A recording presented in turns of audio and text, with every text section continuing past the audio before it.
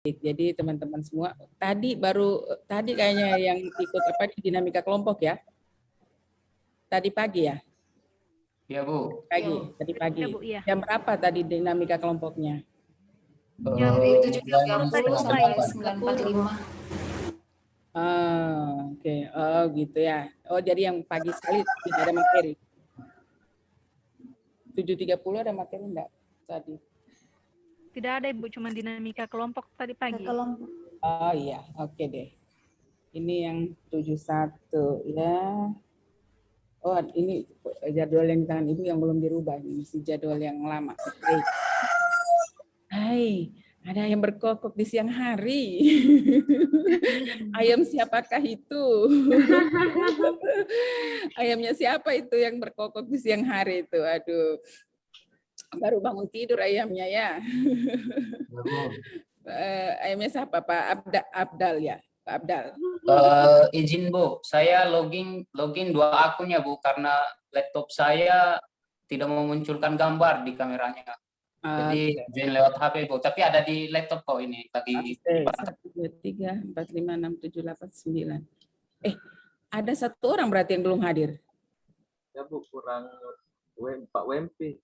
Oh, kan di sini di layarnya sudah 10. Ternyata ada yang double ini, Pak Ya, Bu. Abdal. Pak Abdal yang apa nih double, berarti ada satu orang yang belum. Oke deh. Jadi teman-teman semua, alhamdulillah kita ketemu. Jadi nama saya itu Aspina gitu.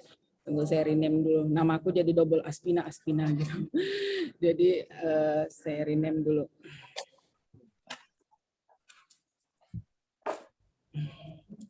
Jadi kalau di sistem sudah lihat nama saya kan, teman-teman. Jadi nama saya, ya, jadi nama saya itu Aspina. Saya Widya Suara di Badan Pengembangan Sumber Daya Manusia BPSDM itu sudah sekitar 7 tahun. Jadi sudah 7 tahun saya di BPSDM Sulawesi Tengah. Jadi awalnya saya berkarir di Kabupaten Donggala. Jadi Kabupaten Donggala terakhir itu saya bareng Pak Bupati Bapak Ibu ya. Jadi Pak Bupati Pak Irwan Lapata itu dulu sebagai Kadis Pendidikan, saya waktu itu jadi Kepala Bidang Pendidikan Dasar. Jadi kami satu unit kerja lah dulu ya, sekitaran tahun 2014 lah. Ya, jadi 2014 Ibu itu pindah ke BPSDM. Jadi sudah 7 tahun di BPSDM. Jadi berawal karirnya itu di di Kabupaten Donggala itu ya. Nah, itu sekilas tentang Ibu. Jadi Ibu sekolahnya itu di S1-nya kalau SD-nya di Palu sini sampai SMA di Palu, terakhir di SMA 1 Palu, kemudian sekolahnya S1-nya di Tadulako, jadi mengambil jurusan fisika, saya gelarnya SPD ya. Jadi ada yang satu alumni dengan Ibu ini yang di Untat, ada yang Reshen. Ada Ibu. Dari Tadulako ya, oke. Kemudian Ibu sekolah lagi ambilnya di ambilnya lagi di Universitas Negeri Makassar UNEM. Ada yang alumni UNEM? Ada alumni UNEM. Ada berapa orang ya? Reswi juga, Pak Samsul juga alumni UNEM. Jadi kita satu alumni di kuliahnya di Petarani ya, Ibu S2-nya di Petarani situ. Oke, sekarang kemudian Ibu lanjut lagi sekolah, ambil lagi S3, Ibu ambilnya itu di Universitas Negeri Jakarta. Jadi dari kuliah Palu, S1, Makassar, S2, S3-nya di Jakarta. Itu semuanya ambilnya jurusan pendidikan. Jadi S1 pendidikan, S2-nya manajemen pendidikan, S3-nya juga manajemen pendidikan. Jadi berkutat di dalam dunia pendidikan. Makanya Ibu pindah ke BPSDM karena berkaitan dengan pendidikan. Jadi kegiatan pendidikan gitu. Jadi background Ibu itu memungkinkan Ibu untuk berada di sini seperti itu ya. Nah, itu sekilas tentang Ibu. Sekarang sebelum kita lanjut materi, karena ini materi awal ya di agenda 1, sikap perilaku bela negara, saya persilakan dulu deh siapa yang memulai memperkenalkan diri dari nomor absen termudah desa, kemudian sampai nomor absen yang, tapi ini enggak hafal ya teman-teman punya nomor absen ini. Oke, saya persilakan aja dulu Bu Andi Naila, perkenalkan diri, jadi namanya siapa, jabatannya apa, kerja di mana, di unit kerja mana, seperti itu, atau asal dari mana, ya boleh Bu Andi. Assalamualaikum warahmatullahi wabarakatuh dan selamat siang Bu, selamat siang teman-teman. Saya Andi Naila dari unit kerja SDE. Saya dari Makassar, daerah Sopeng Bu. Terima kasih. Ya, daerah Sopeng. Oke, jadi guru ya, Bu Andi guru. Iya Bu, guru SD Bu. Oke, Bu Andi guru. Oke, terus siapa lagi? Hairul Mutia Kainong. Silakan perkenalkan dirinya. Ya, Assalamualaikum warahmatullahi wabarakatuh dan selamat siang. Perkenalkan nama saya Hairul Mutia Kainong. Saya dari Puskesmas Kaleke, asalnya dari Makassar. Oke, baik. Saya panggilnya Bu Mutia ya? Iya. Mutia, oke. Dari Puskesmas. Selanjutnya, Bu Resvi. Baik, selamat siang. Nama saya Resvi Dora dari SMP Satap Negeri 2 Sigi, Kecamatan Lindu. Oke. Asalnya dari Toraja. Ya, saya pengen ke Toraja ini nanti Bu Resvi ya. Insya Allah akan diberikan kesempatan. Baik, Bu Resvi guru, silakan Pak Samsul Bahri. Assalamualaikum warahmatullahi wabarakatuh. Oke, silakan. Selamat siang, perkenalkan nama saya Samsul Bahri, asal sekolah dari SD Impres Tomado. Asal daerah dari Sulawesi Selatan, Kabupaten Baru. Ya, orang baru ini, tempatnya ikan banding. Ya. Oke, baik Pak Bahri. Samsul Bahri Andi Tenri. Sudah pasti memang bukan orang ini, orang orang Manado. Oh, Andi Tenri, silakan. Assalamualaikum warahmatullahi wabarakatuh. Selamat siang Bapak Ibu. Perkenalkan nama saya Andi Tenri Nurhadi. Biasanya dipanggil Tenri Bu. Saya asalnya dari Kota Palopo, Sulawesi Selatan. Iya, tempatnya Kapurung ini. Iya, benar sekali. Iya. Apa ini tugas di mana? Tadi saya kurang dengar. Saya tugas di Puskesmas Baluase Bu, Sulawesi Selatan. Oh iya. Oke, berarti ini sama-sama nih Bu Mutia, Puskesmas juga, cuman satunya di Kaleke ya. Tetanggaan lah. Oke, Bu Satriani. Iya, tetangga. Iya. Satriani. Assalamualaikum Ibu. Ya, waalaikumsalam. Perkenalkan nama saya Satriani, kerja di SMP Satap Negeri 1 Sigi, asal daerah dari Tonggolo Bibi. Orang Toli ini, Tonggolo Bibi masuk Toli ya? Pantai Barat, masih perbatasan Toli sama Pantai Barat ya. Tapi masih masuk wilayah ini ya, Donggala ya? Donggala. Oke ya. deh, oke, baik. Pak Abdal. Bismillahirrahmanirrahim. Assalamualaikum warahmatullahi wabarakatuh dan selamat siang Bu. Waalaikumsalam. Oke. Perkenalkan nama saya Muhammad Abdal dari unit kerja Puskesmas Kamaipura, asal dari Kota Kendari. Ada orang Kendari nih, tempat yang belum saya kunjungi. Sulawesi adalah Kendari. Nanti insya Allah bisa ke sana. Kendari ya, dan Toraja itu. Sekali jalan-jalan. Iya, betul. Ibu ya daerah yang di Sulawesi yang belum pernah Ibu pergi itu Toraja sama Kendari. Yang lain sudah gitu. Oke deh. Pasti. Silakan. Ya, selamat siang. Ya. Perkenalkan, nama saya Wasti Alorante dari instansi SD Impres Tomado, Kecamatan Lindu, asal daerah dari Toraja. Ada 2 orang Toraja ini ya. Jadi tinggal buku tanya ini, kampungnya sama enggak ini dari Toraja ini. Oke, baik. Terima kasih Pak Wasti. Riana Pila. Silakan. Selamat siang Ibu. Siang. Perkenalkan nama saya Riana Pila. Saya dari unit kerja SDN Anca, Kecamatan Lindu, asal Toraja. Hei, ada 3 orang nih orang Toraja Terima di kasih, sini. Bu. Terima kasih. Baik, yang terakhir, WMP. Baik, selamat siang Bu. Ya, siang. Perkenalkan, nama saya Wempe Ranti Toding, asal unit kerja SD Negeri Topesino, Kecamatan Dolo Barat, asal dari Toraja. Hehe, Terima ada kasih. 4 orang ternyata Toraja ya. Oke deh, jadi ini guru ada 7 orang ya, 1, 2, 3, 4, 5, 6, 7. Jadi 7 orang guru, 3 orang bertugas di puskesmas ya, alhamdulillah. Jadi kalau berbicara tentang pendidikan, tentang kesehatan, Ibu paling senang sekali bahas 2 masalah ini ya. Jadi paling senang sekali pendidikan karena Ibu background-nya memang di pendidikan. Jadi Ibu dulu berkarir di awal itu adalah jadi guru. Makanya saya kalau pas mengajar latsar ketemu dengan guru-guru gitu ya, calon PNS, calon guru-guru PNS gitu ya. Wah, itu saya senang sekali ya, senang sekali karena saya dulu juga background-nya guru. Jadi saya terangkat itu tahun 2000. Tahun 2000, jadi saya memasuki 21 tahun berkarir di dunia PNS ya. Jadi kemarin baru mengikuti memasukkan persyaratan supaya dapat Satya Lencana 20 tahun pengabdian ya. Jadi pas 2020 pas 20 tahun juga saya mengabdi sebagai PNS. Jadi ini sudah memasuki tahun ke-21 ya.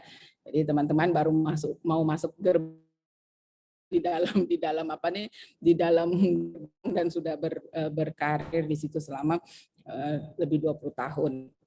Jadi teman-teman berkarir di awal itu saya jadi guru, kemudian selama jadi guru saya menabung. Nah, ini tadi saya dengar nama-nama tempat kerja atau unit tugas masing-masing itu rata-rata di daerah terpencil ya. Jadi saya waktu itu juga pertama ditempatkan itu di tempat di perbatasan. Di perbatasan pokoknya itu tidak ada lampu ya, gelap gulita, kita nyalakan malam hari itu kita nyalakan lilin, pakai lampu lampu teplok itu. Jadi kalau bangun pagi itu ini lubang hidung hitam semua. Jadi pas bangun itu kenapa nih karena ada asap yang keluar dari semprong lampu itu ya. Jadi ini pada hitam semua hidungnya kayak gitu. Ibu merasakan itu ya.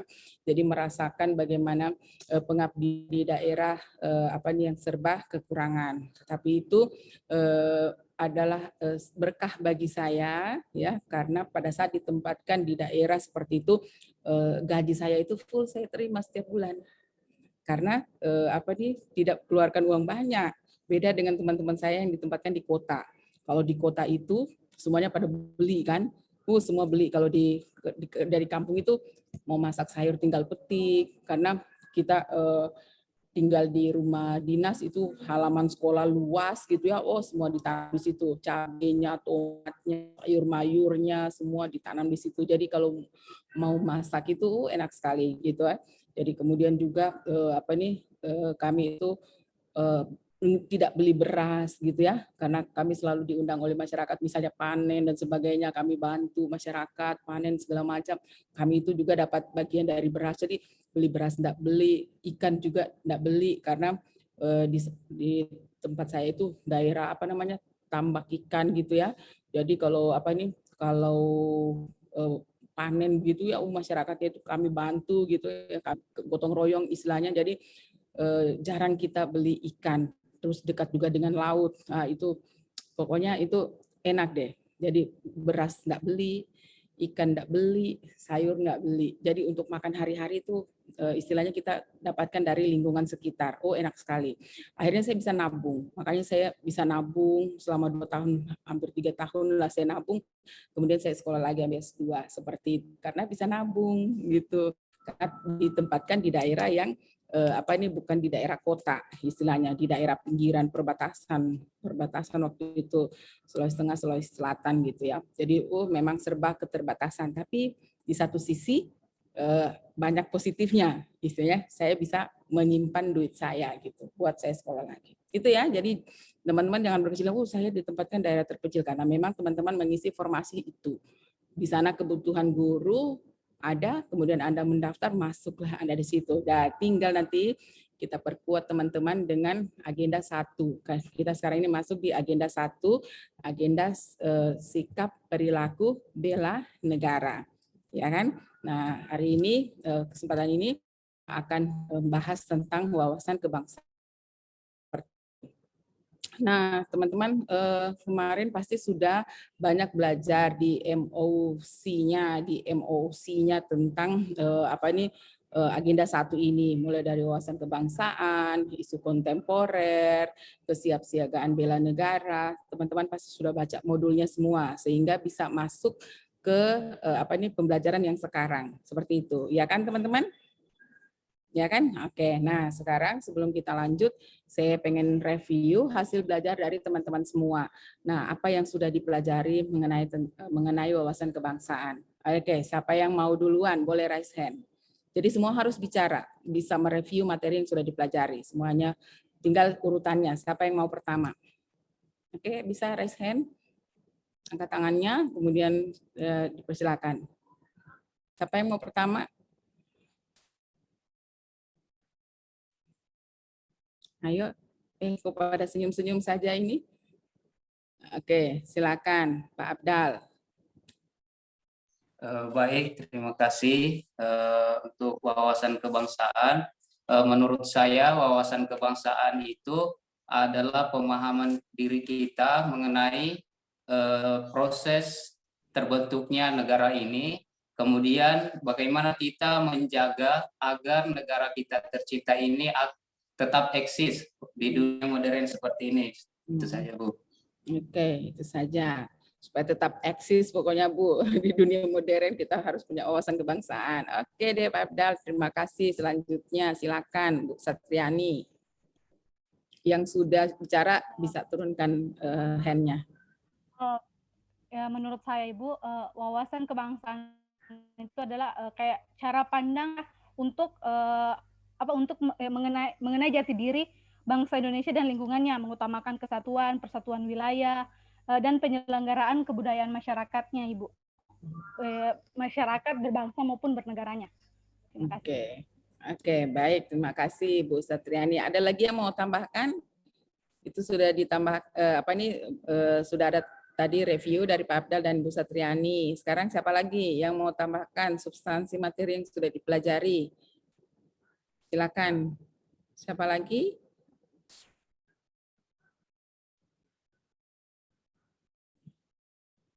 Ini siapa lagi? Bu Andi Tenri deh. Nggak ada yang raise hand. Andi Tenri, silakan.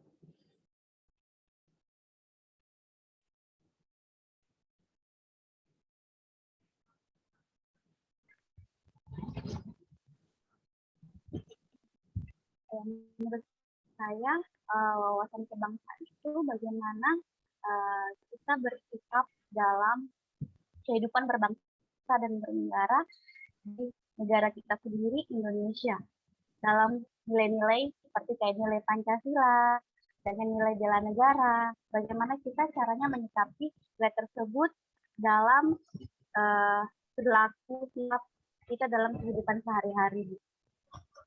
Baik, terima kasih Bu Tenri. Siapa lagi? Siapa lagi yang ngomong? Silakan. Silakan Bu Mutia.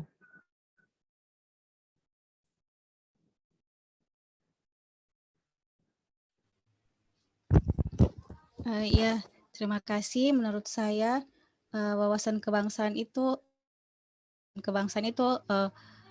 bagaimana menerapkannya dalam diri kita ketika kita bekerja di instansi kita masing-masing, agar kita tidak mudah terjebak dalam praktek-praktek yang tidak seharusnya. Oke, baik tuh Bu Mutia. Lanjut lagi deh, siapa lagi? Pak Samsul, ayo Pak Samsul.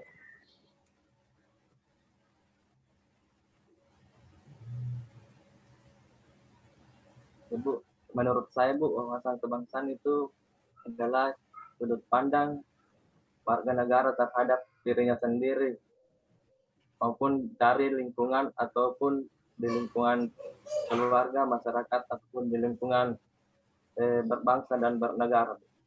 Oke, baik. Itu dari Pak Samsul. Siapa lagi? Wasti, boleh deh Bu Wasti. Ya, jadi yang saya pahami bahwa kebangsaan itu adalah cara pandang yang dilandasi dengan kesadaran diri kita, atau juga untuk bisa membentuk generasi muda, meningkatkan kembali nilai-nilai kebangsaan. Itu saya. Baik, baik, Bu Asti, terima kasih. Siapa lagi? Siapa lagi yang belum? Ya, Bu Riana, silakan. Kalau menurut saya wawasan kebangsaan itu ialah cara pandang dengan mengutuhkan dan persatuan bangsa Indonesia dan wilayah dalam menyelenggarakan kehidupan bangsa bermasyarakat, terutama dengan menerapkan nilai-nilai Pancasila dalam masyarakat.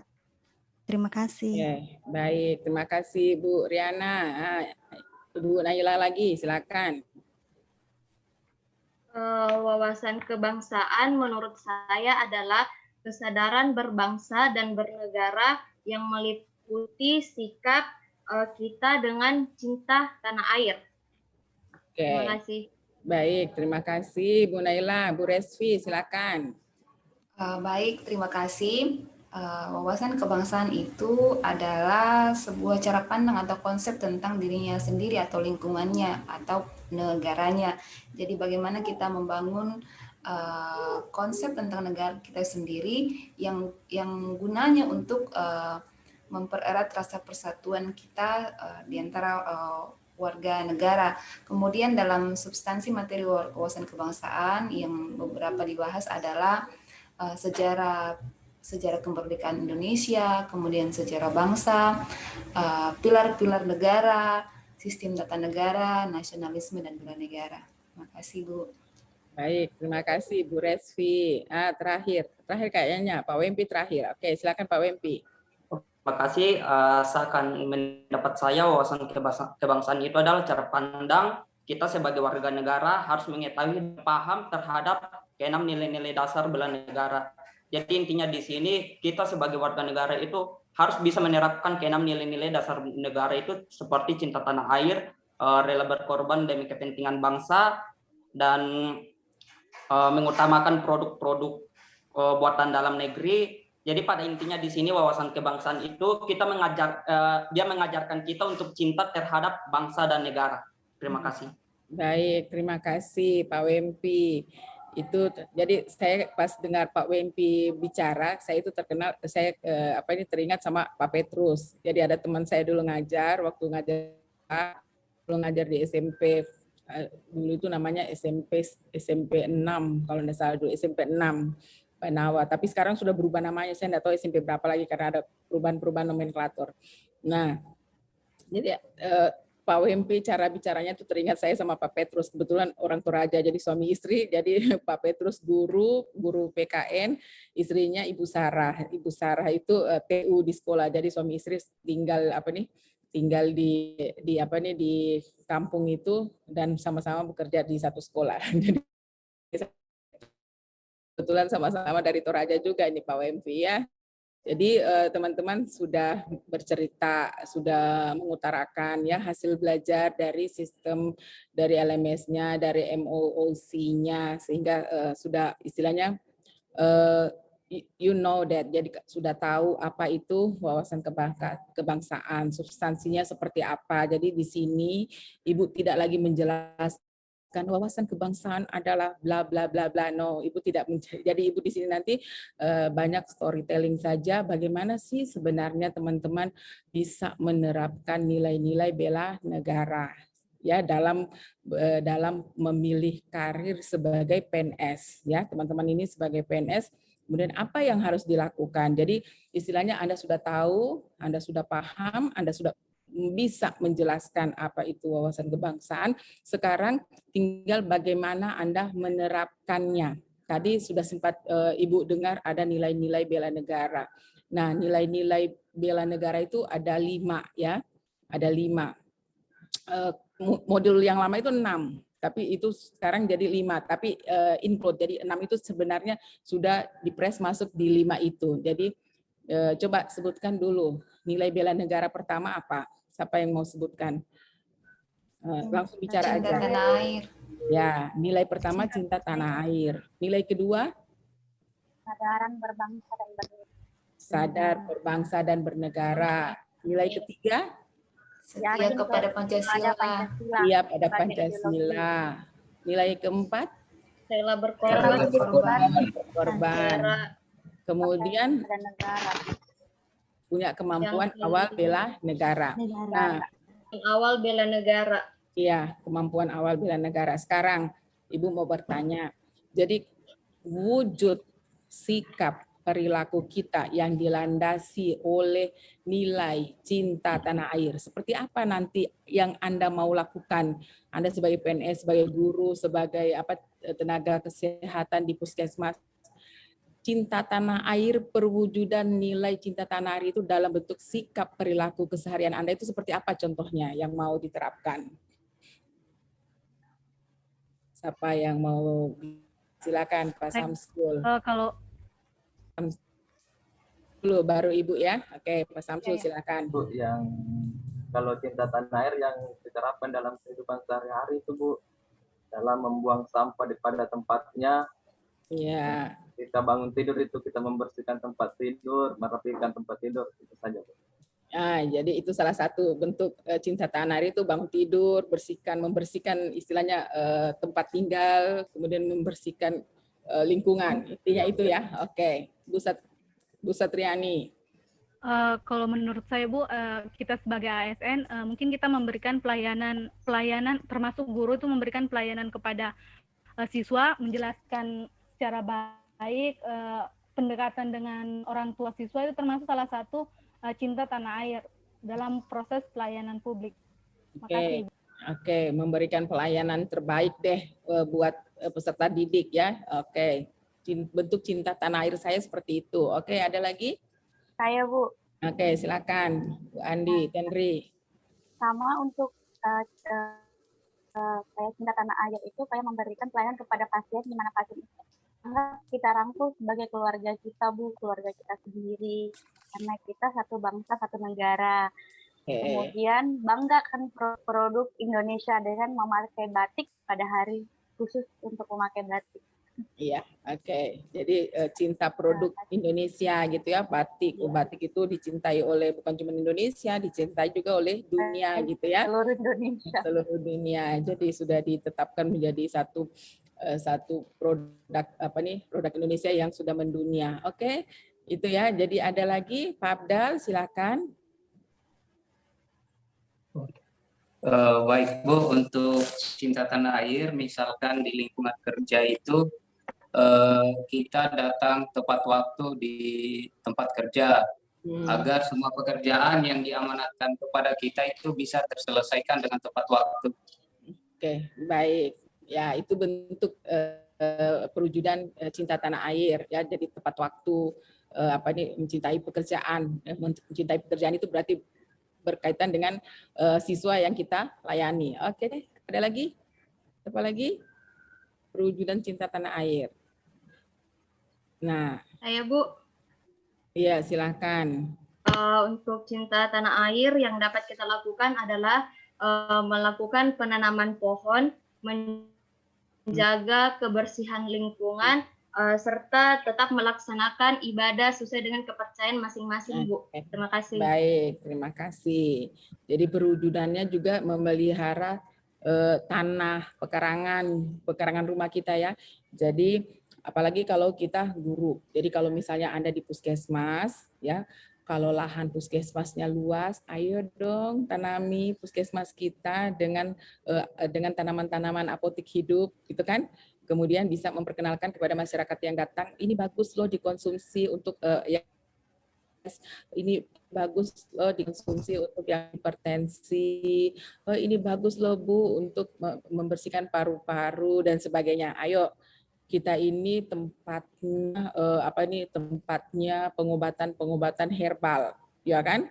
Wah gila, Indonesia itu apa ini sangat subur tanahnya. Jadi ayo dong yang di Puskesmas apa ini salah satu bentuk cinta tanah air itu adalah memanfaatkan tanah dan pekarangan yang ada untuk bisa dimanfaatkan oleh masyarakat sekitar. Jadi kalau ada yang mau ini di Puskesmas sana ada banyak itu keji beling. Kebetulan ini kayaknya habis ini kemarin dilihat itu ada batu ginjal, itu bagus untuk meluruskan batu ginjal daripada beli batu gin.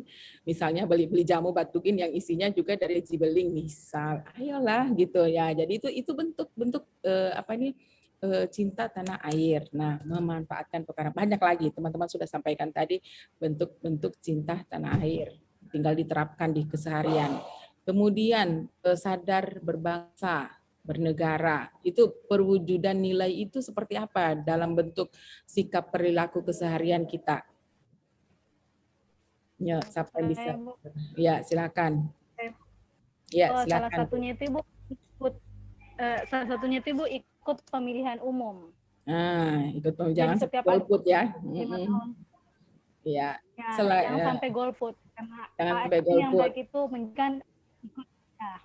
Terima kasih, Bu.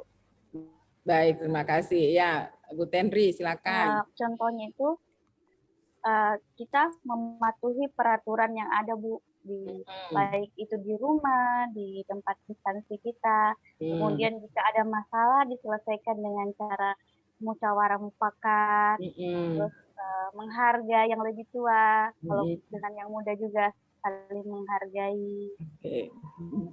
Oke. Itu ya.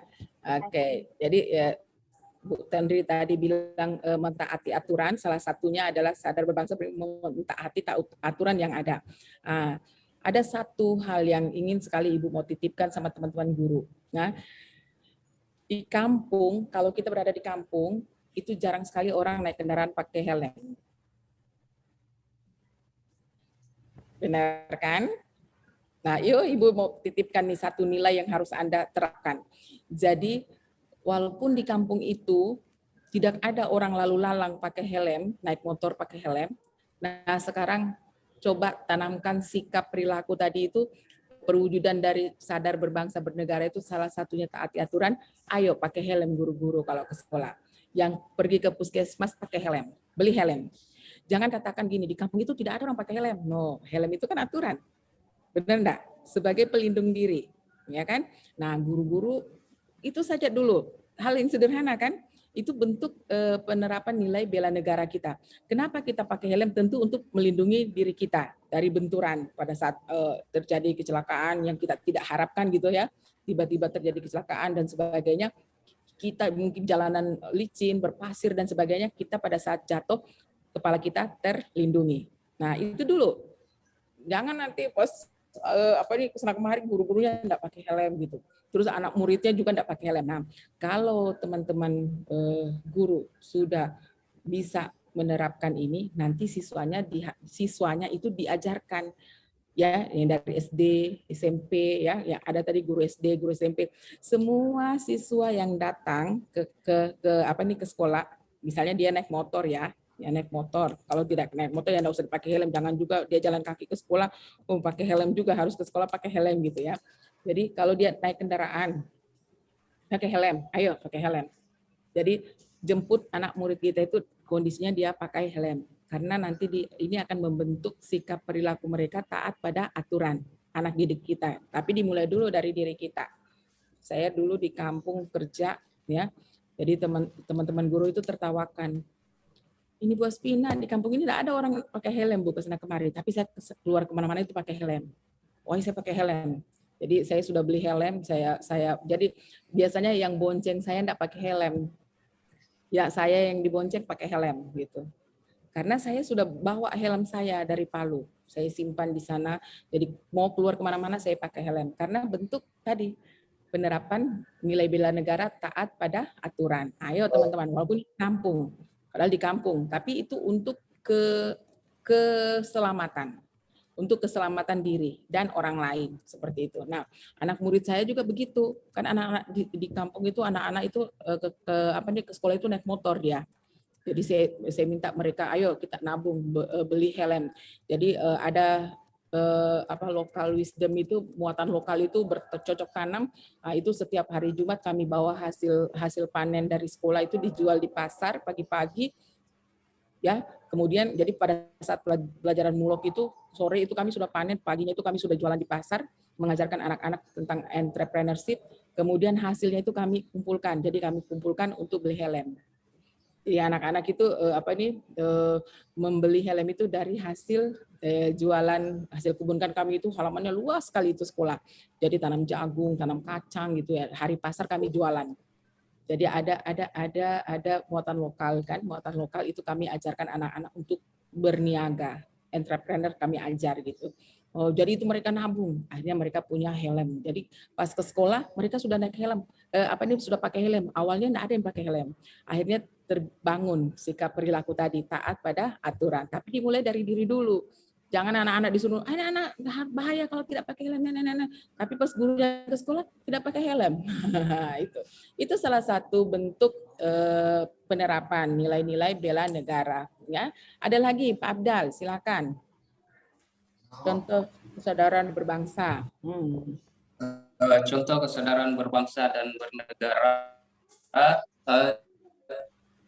Contoh aksinya yaitu mengingatkan kepada teman seiman ketika memasuki waktu sholat. Oke, baik. Ya, jadi kita sadar teman-teman bahwa negara Indonesia adalah negara multikultur, ya kan? Kita sangat multikultur. Jadi beragam ras, budaya, agama, ya. Dan Indonesia itu sungguh luar biasa. Indonesia itu teman-teman tidak ada di dunia ini yang bisa menyamai Indonesia dalam hal keberagaman. Ya, jadi di sini saja, di kelas ini saja sudah ada orang Sopeng, ada orang Baru gitu kan, ada orang Toraja gitu. Cuman orang Kaili tidak ada kayaknya. Kalau ibu bapak saya itu orang Jentak, Jene Ponto Takalar. Bapak saya itu. Ini makanya saya dari kecil sudah biasa makan daging kuda saya, jadi sedikit-sedikit. Enak ini nak, kandrek kok. Kata teman saya di sebelah rumah anak-anak kosan, mat ini kandrek micanrang pina. Oh, dia katakan gitu. Apa yang saya tidak paham, ternyata saya sudah dikasih makan daging kuda sama keluarga saya seperti itu. Dan akhirnya anak-anak saya tiga-tiganya itu suka makan daging kuda. Suami saya yang marah-marah, katanya gini, tidak ada makanan lain, kenapa harus makan daging kuda katanya. Iya, jadi ada cerita lucu gitu ya. Jadi ada anak saya 3 orang. Jadi kalau saya ajak, biasanya saya ajak ke Silai. Silai itu kan ada rumah makan Ferrari itu ya. Siapa yang pernah makan ke sana tuh? Ada. Oh, bukan asli Palu semua kayaknya ini ya. Jadi saya tahu itu di Kampung Lera itu ada namanya warung Ferrari. Jadi khusus dia jualan coto kuda, konro kuda gitu. Terus anak-anak saya itu diajak pergi makan di sana. Saya ajak, masih kecil-kecil ya. Tapi saya sudah kasih tahu, nanti kalau Bapak tanya jangan bilang kita makan coto kuda ya, Nak. Nanti bapakmu marah lagi, kata saya gitu. Kan bapaknya enggak suka gitu. Ya, awas memang anak-anakku kau kasih makan daging kuda katanya gitu. Ya, sudah, padahal saya pengen makan, anak saya 3 saya bawa. Jadi pas turun dari mobil sudah selesai makan nih, pas kita pulang, nanti kalau sampai di rumah, siapa tahu bapakmu sudah pulang kantor, kata saya. Kalau bapak sudah pulang kantor, jangan bilang kita makan daging kuda ya, kata saya gitu. Oh iya mak, sip gitu. Pas masuk di halaman, saya lihat, bapaknya sudah duduk di teras. Ini anak yang pertama, yang kedua, Assalamualaikum Bapak, cepat-cepat langsung masuk ke dalam rumah, langsung naik tangga, kan kamar mereka di lantai 2, langsung cepat-cepat masuk, lantai cepat-cepat itu masuk. Nah yang kecil ini tertinggal, yang kecil si Fajar ini tertinggal, dia karena dia mau cepat-cepat buru-buruan sama kakaknya, tapi dia sudah kadung dicegat sama bapaknya, sini dulu. Tadi Fajar dari mana? Dia enggak bohong. Dari keluar, Bapak. Kemana? Makan, Bapak. Gitu. Makan apa, Nak? Dia lihat dulu. Dia lihat saya. Dia kan di teras nih. Saya sudah mata saya sudah kedip-kedip. Makan Bapak gitu. Iya makan apa nak gitu. Makan Bapak. Pokoknya makan begitu. Iya makan apa? Bapaknya sudah tarik tangannya. Makan apa nak? Anu Bapak, OOUA. Jadi dia bilang, bukan dia bilang coto kuda, dia bilang, anu Bapak, makan itu, OOUA gitu. Dia, itu saya yang sudah ketawa ya. Itu saya langsung meledak ketawa saya pas di ruang tamu itu, saya bilang ya ampun ini anak enggak bisa bohong dia, tapi dia tidak bilang coto kuda, dia bilang OOUA, makan itu OOUA gitu. Bapaknya udah tahu, ketawa aja. Ini mamamu sudah dibilang enggak usah makan itu, makanlah daging sapi banyak katanya gitu, daging ayam banyak, kenapa harus makan di sana? Katanya enak Papa, enak, nanti Papa coba katanya gitu. Bapaknya sampai sekarang enggak mau coba. Saya sudah menikah 25 tahun, tahun ini 25 tahun menikah, ya enggak pernah dia mau makan itu. Kalau anak-anak saya semuanya pada suka makan. Nah itu cerita tadi kita punya berbagai macam agama, ras, ya, budaya, dengan makanan kita juga yang bermacam-macam. Kok dia bisa makan seperti itu ya? Oh, kenapa dia bisa makan seperti itu ya? Ini seperti itu. Tapi itulah kelebihan yang dipunyai oleh negara kita. Ya, kita dikaruniai Tuhan itu beragam macam. Jadi kalau di Al-Qur'an itu dia katakan sesungguhnya manusia itu diciptakan berbangsa-bangsa. Ya, maksudnya beras-ras, ya, apalagi kalau sudah ada yang pergi umroh di sini yang berhijab nih, sudah pernah umroh? Belum? Sudah. Oke, sudah. Kalau Bu Mutia sudah ya? Oke. Jadi belum. Sudah, Bu. Sudah. Oke. Itu pada saat di Mekah, di Madinah ya. Itu kalau melihat suku ras di dunia itu ya, itu mulai ada yang kulitnya putih kayak kertas, ada yang kulitnya merah kemerah-merahan, ada yang kulitnya hitam, lebih hitam daripada aspal, lebih mengkilat daripada aspal. Itu kulitnya manusia yang hadir itu yang di Mekah atau Madinah.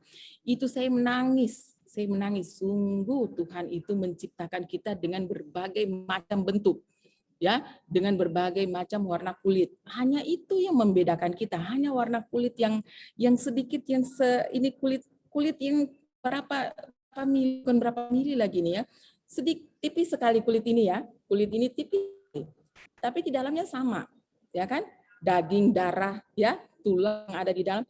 Hanya kulit yang di luar setipis kulit ari inilah yang membedakan kita, ya kan? Nah, tapi Tuhan ciptakan itu. Kenapa Tuhan ciptakan itu?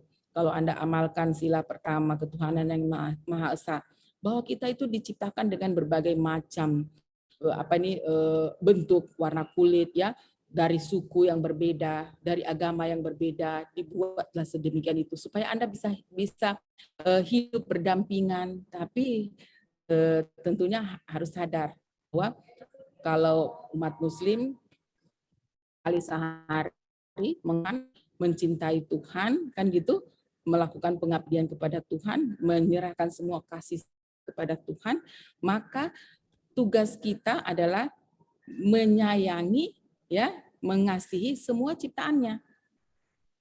Itu kan sadar berbangsa bernegara itu, mencintai, mengasihi semua ciptaannya. Mau dia suku Bugis, mau dia orang Selayar, mau dia orang Bali, mau dia orang Aceh, mau dia orang Padang, mau dia orang Papua, itu semua ciptaan Tuhan. Benar kan? Benar enggak? Jadi kalau Anda semua punya kecerdasan spiritual yang tinggi, tidak lagi melihat yang namanya ada perbedaan. Jadi kalau sudah tinggi kecerdasan spiritualnya, maka Anda tidak akan lagi melihat adanya perbedaan di dalam perlakuan, khususnya dalam pelayanan publik. Karena yang ada di kepala kita adalah bahwa saya melayani makhluk Tuhan. Saya selalu berdoa, menyembah Tuhan, ya, memberikan segala sesuatu sembahyang, sholat, ya, memuja Tuhan. Kita selalu memuji, memberikan segala pujian kepada Tuhan. Maka kita juga harus bisa memuji ciptaannya, mengasihi ciptaannya. Kalau sudah sampai di level kecerdasan spiritual yang tinggi, Anda tidak akan melihat lagi perbedaan itu. Ya, seperti itu. Jadi kalau saya itu tidak lagi melihat, jadi saya punya teman Nasrani sangat akrab dengan saya waktu saya kuliah di Jakarta. Jadi saya pakai hijab nih, ya dari ujung kepala saya tertutup sampai kaki, sampai pakai stocking jalan gitu. Terus dia pakai yang celana pendek, dia pakai celana pendek, pakai kensi. Kalau nunduk ini dada udah pada kelihatan semua. Saya jalan berdua. Tapi dia bilangnya kayak gini, aduh Kak, ini kayak surga dengan neraka katanya. Dia bilang begitu. Ini kayaknya surga dan karena saya berteman akrab, saya yang tertutup ini kepala saya hijab gitu sampai di bawah gitu. Jalan itu saya pakai stocking, sekarang aja udah malas pakai stocking saya nih. Dulu waktu zaman kuliah pakai stocking, semua ditutup. Terus teman saya ini yang ke mall kami jalan dua. Kami selalu jalan cuma berdua. Coba. Itu kasih sayang antara saya dengan teman saya itu namanya Susi. Itu melebihi dari saudara kandung. Ya. Saya tidak lagi melihat perbedaan di situ bahwa teman saya ini, sahabat saya ini orang Nasrani, tidak. Ya. Saya tidak melihat lagi itu, tapi saya mencintai dia karena dia ciptaan Tuhan gitu. Ya. Oh, ini si pertama, ketuhanan yang Maha Esa, ya kan? Kita semua perlakuan kita itu untuk Tuhan, beribadah. Jadi semua itu kegiatan itu adalah beribadah gitu. Wah gitu. Jadi kalau jalan, jadi biasanya orang lain yang melihatnya risih. Orang lain yang melihat kami jalan itu yang risih. Kok bisa? Upin, kok bisa kau sahabat kayak gitu? Iya, saya tidak melihat dia dari agamanya apa, tidak. Tapi saya melihat dia ciptaan Tuhan dan dia banyak menginspirasi saya dalam berbuat kebaikan. Kata saya begitu. Sampai sekarang pun masih bersahabat. Jadi kalau dia kebetulan juga ada keturunan kayak Tionghoanya gitu ya. Jadi kalau setiap tahun baru Imlek itu saya dikirimi ampau-ampau gitu dengan kue. Ada kue-kue cap itu ya, kue-kue Cina itu yang ada cap-capnya di atas itu sudah dikirim-kirim sama saya. Jadi cuman saya tanya, ini halal enggak saya makan gitu. Oh halal Kak, halal. Dia panggilnya saya Kakak. Halal Kak, aman dijamin. Saya sudah jamin makanan yang saya kirim ke Kakak adalah makanan yang halal. Oh alhamdulillah. Berteman seperti itu.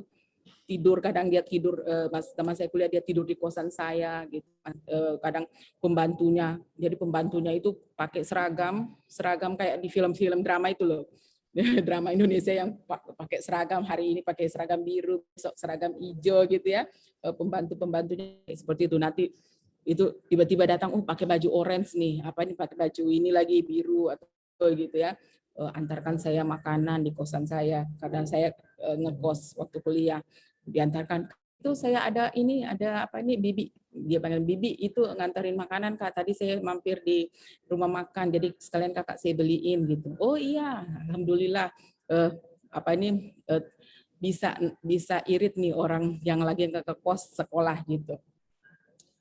Jadi persahabatan itu sangat luar biasa. Walaupun kita berbeda agama, berbeda suku, dia Betawi, ada Betawinya, ada Ambonnya, ada Chinese-nya gitu ya. Saya yang orang Palu, ada suku Kailinya, suku Makassarnya gitu ya. Ibu saya orang Kaili, bapak saya orang Makassar gitu kan. Itu bisa bergaul karena kita memang dianugerahi Tuhan dengan berbagai macam suku, bangsa dan agama yang berbeda-beda. Nah, itulah yang kita pelihara. Ya sebagai guru. Jadi nanti sebagai guru ya otomatis Anda tidak lagi memperlakukan adanya perbedaan itu, tapi hanya melihat bahwa kita ini satu Indonesia, ya, satu Indonesia, satu ciptaan Tuhan kayak gitu. Ya, seperti itu. Ada lagi, itu sudah contoh-contoh sadar berbangsa, bernegara, ya. Kemudian teman-teman mungkin dari Toraja ditempatkan di Sigi, tentu beda budaya. Ya, ayo berbaur. Ada namanya adaptive leadership. Jadi mampu beradaptasi dengan lingkungan. Ya, silakan Anda beradaptasi dulu. Saya juga waktu itu kerja di perbatasan itu, di situ banyak orang Toraja. Makanya saya katakan tadi ada teman saya Pak Petrus Pusara. Itu lingkungan, jadi ada satu kampung di bawah itu pokoknya komunitas Toraja di bawah. Di atas ini itu komunitas orang Bugis Makassar. Kemudian yang arah lain lagi itu banyak orang Kaili.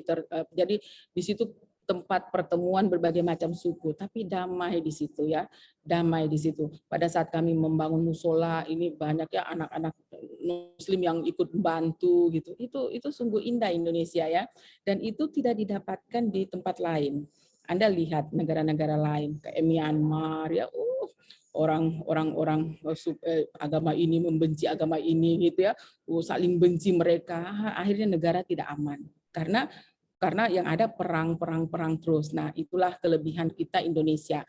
Nah, untuk memperkuat itu tugas kita lah. Karena kita Indonesia salah satu fungsi peran kita adalah mempererat persatuan kan gitu.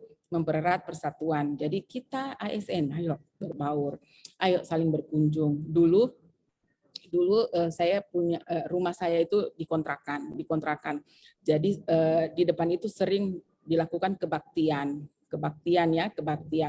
Nah, jadi kebaktian itu jadi orang Manado. Jadi mereka itu suka kalau kebaktian itu bikin kue lapis yang hijau coklat, itu kayaknya kue wajib setiap ada itu lapis hijau coklat gitu ya. Itu selalu ada dengan kue panada. Jadi selalu ada kue panada dengan lapis hijau coklat itu. Itu setiap kebaktian ada kue itu. Nanti ada tambahan kue-kue lain. Nah, saya itu selalu bapak saya dengan ibu saya suruh. Jadi masih zaman-zaman sekolah. Pin ke sana itu si Bu Yulin gitu. Bu Yulin itu mau kebaktian itu Pin besok sore. Jadi nanti pagi-pagi sudah ke sana nanti bantu-bantu. Oh iya Pak, gitu. Bapak saya katakan gitu. Iya Pak. Saya pergi bantu-bantu gitu ya, bantu menyiapkan istilahnya menyiapkan kudapan gitu ya. Tapi untuk ibadah saya enggak ikut lah. Saya bukan di situ ceritanya, bukan ranah kita untuk ikut itu kan. Jadi pada saat membantu, kenapa? Yang saya niatkan adalah saya membantu buat kue karena yang memakan ini adalah ciptaan Tuhan yang saya kasihi gitu kan gitu. Jadi niatnya kita luruskan gitu ya untuk membantu seperti itu. Jadi semua itu tergantung dari niat teman-teman semua. Jadi akhirnya bisa kita hidup damai gitu ya, hidup damai. Jadi insya Allah tidak ada konflik kalau semuanya punya kesadaran berbangsa bernegara. Nah itu yang kita tumbuhkan, tinggal terapkan nilainya. Oke, aman ya nilai sadar berbangsa bernegara ya. Oke. Sekarang nilai apa lagi? Setia pada Pancasila. Nah, contohnya seperti apa itu, teman-teman? Bu. Ya, silakan. Ya, silakan dulu. Siapa dulu? Bu Tendri ya, silakan Bu Tendri. Kalau menurut saya, kalau Pancasila itu toleransi kita beragama, bagaimana seperti sekarang ini yang non Islam menghormati kami dalam berpuasa, kemudian senantiasa menghormati orang lain, mendahulukan kepentingan bersama di atas kepentingan pribadi, kemudian berani menegur teman kita apabila salah, dan menjunjung kebebasan dalam beragama. Oke, baik. Itu ya setia pada Pancasila. Ada lagi yang lain? Tadi Ibu Setriani yang ya silakan. Salah satunya juga itu Ibu kayak yakin dalam hati bahwa Pancasila itu adalah dasar negara. Yang kedua mengamalkan nilai-nilai Pancasila dari sila pertama sampai sila kelima. Sila pertama kan sudah kita ketahui bahwa Astagfirullah. Dagdikduk. Tuhanan yang Maha Esa. Tuhanan yang maaf. Ya, ketuhanan yang Maha Esa itu kayak 5 waktu, puasa pada bulan Ramadan, zakat, kemudian saling toleransi sama agama yang seperti Ibu jelaskan tadi. Oke, terima kasih Bu. Baik, terima kasih Bu Setia.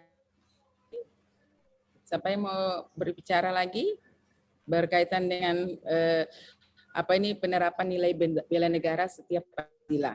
Bentuk sikap perilaku kita itu seperti apa yang kita mau lakukan selama pembelajaran kita di sinkronus, asinkronus, habituasi, nanti setelah habis latsar ini apa bentuk perubahan sikap perilaku kita dengan menerapkan nilai itu. Apalagi selain yang sudah disampaikan oleh teman-teman tadi. Ya, silakan Pak Abdal. Terima kasih Bu. Kalau menurut saya yaitu membuat komitmen dalam belajar agar tercapai suasana kelas yang kondusif. Misalkan kita lagi kelas di Zoom, maka kita mengaktifkan kamera, kemudian mengaktifkan mikrofon untuk bertanya ataupun menjawab pertanyaan. Oke, itu bentuk-bentuk sikap perilakunya yang dilandasi oleh sikap setia pada Pancasila tadi. Ada lagi yang lain? Makasih Pak Abdal. Ada lagi yang lain? Apa yang mau dilakukan nih? Apalagi kira yang bisa Anda lakukan? Kalau dilihat dari Pancasila berarti penerapan nilai ketuhanan, ada kemanusiaan, nilai kemanusiaan, ada nilai persatuan, musyawarah mufakat, ada nilai keadilan. Nah, coba kalau dari 5 itu, dari bentuk tadi ketuhanan sudah banyak ya, yang Ibu sudah ketuhanan yang Maha Esa sudah banyak yang Ibu contohkan. Apalagi kemanusiaan yang adil dan beradab, kemanusiaan, humanity itu. Seperti apa itu kita mau terapkan? Sikap perilaku kita itu. Kemanusiaan, nilai-nilai kemanusiaan, humanity. Seperti apa contohnya yang mau Anda terapkan? Ya, silakan Pak Samsul. Contoh-contoh nilai kemanusiaan itu saling membantu antara sesama manusia, antara sesama tetangga, sesama teman, dalam nilai kemanusiaan dalam sila kedua. Oke, iya, baik. Terima kasih Pak Samsul. Jadi ya saling membantu lah ya. Jadi kalau kita sesama guru ya, jadi misalnya di unit kerja sesama guru ada empati kita. Oh ini lagi susah nih teman kita. Oh dia mau ada acara nih, ayo kita bantu. Membantunya bisa dengan visi kita, dengan tenaga. Ya mungkin dengan membantunya bisa dalam bentuk tenaga atau material ya yang bisa kita bantu. Ayo jadi ada memperlakukan orang secara manusiawi ya kemanusiaan yang adil dan beradab. Kemanusiaan, coba Ibu sampai lupa juga nih sila kedua. Kemanusiaan yang adil dan beradab. Kemanusiaan yang adil dan beradab. Betul yang Ibu bilang tadi ya. Saya kira saya yang salah ini. Pengaruh puasa Ibu ini ya. Sudah mulai hang-hang ke kepala saya ini ya. Ternyata yang tadi betul ya.